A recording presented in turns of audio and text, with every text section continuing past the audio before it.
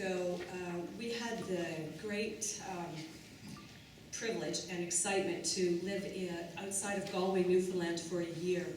And we lived about 10 minutes from a place called Bridget's Garden, which among other things had a garden devoted to each season.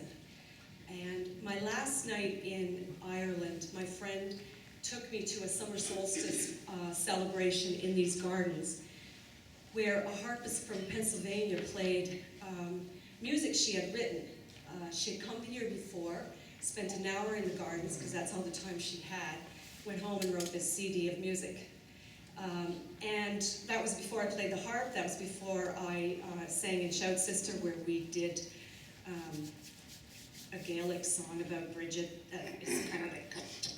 I mean, to the uninitiated, I mean, we're saying really deep things, but... Now, in Ireland, they have all this amazing mist and these hills. They call them mountains, but they're hills.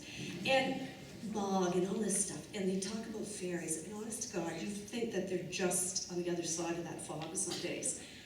And a couple of things that are all over the British Islands are what they call fairy rings and fairy forts.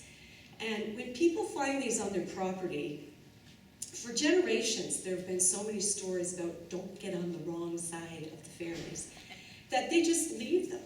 And in these gardens they had a fairy fort, which was a mound of earth that had been there long before they acquired the property. And in it was a little cave, and they put pipes to the outside, and they put a limestone xylophone inside. So you could crawl in, and you could stand once you got in there, and you could play the xylophone, and then it would be heard in the gardens. It's pretty cool. So I'm playing the fairy fort from this woman's CD, which is a combination of two pieces, The King of the Fairies and Sanchez Moa. And fairy songs, even like fairy fight songs, are the happiest things. I don't know how they get their names, but anyway.